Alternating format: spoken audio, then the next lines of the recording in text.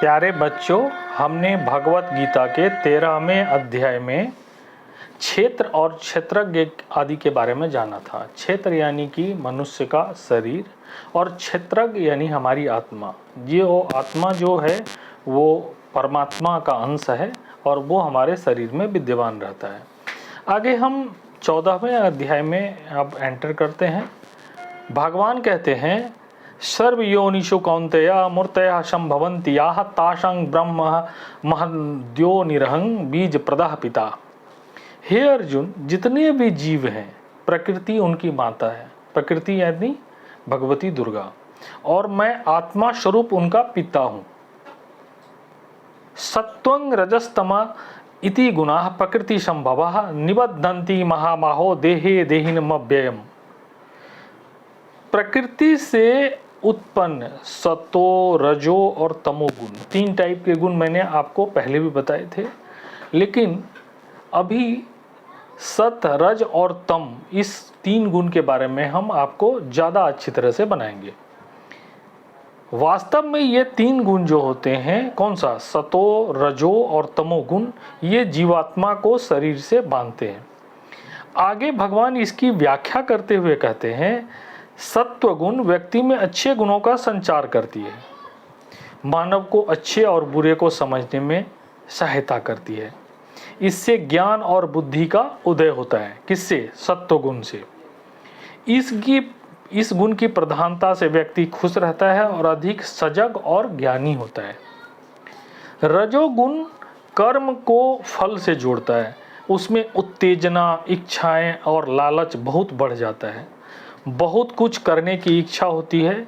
ऐसे आदमी जो कर्म करते हैं वो फल की चिंता के लिए करते हैं, बहुत ज़्यादा कर्म करते हैं लेकिन फल की चिंता होती है, लालच होता है।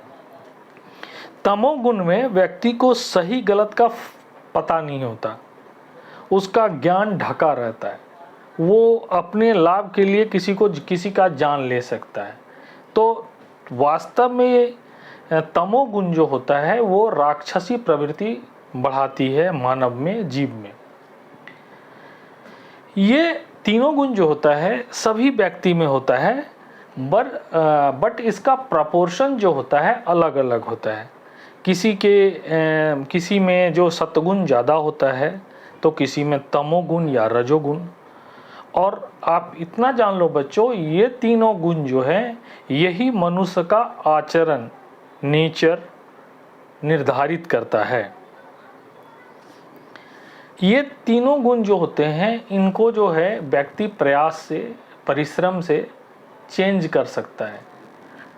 आगे भगवान कहते हैं, नान्यं गुणेभ्यः कर्तारं यदा दृष्टानुपश्यन्ति गुणेभ्यश्च परं वेत्ति मद्भावं शोधिगच्छति। दुनिया में सारे कार्य, जितने भी काम हैं, यही 3 गुण करते हैं। जिस समय आदमी ये समझने लगता है कि ये सारे कार्य इसी त्रिगुण के चलते होते हैं, उस व्यक्ति का परमात्मा से संबंध हो जाता है, यानी वो परमात्मा को प्राप्त कर लेता है। तो बच्चों, इसमें ये चीज़ें हमें शिक्षा मिलती है कि हमें अपने अच्छी चीज़ों को सोचने से सत्वगुण का विकास होता है।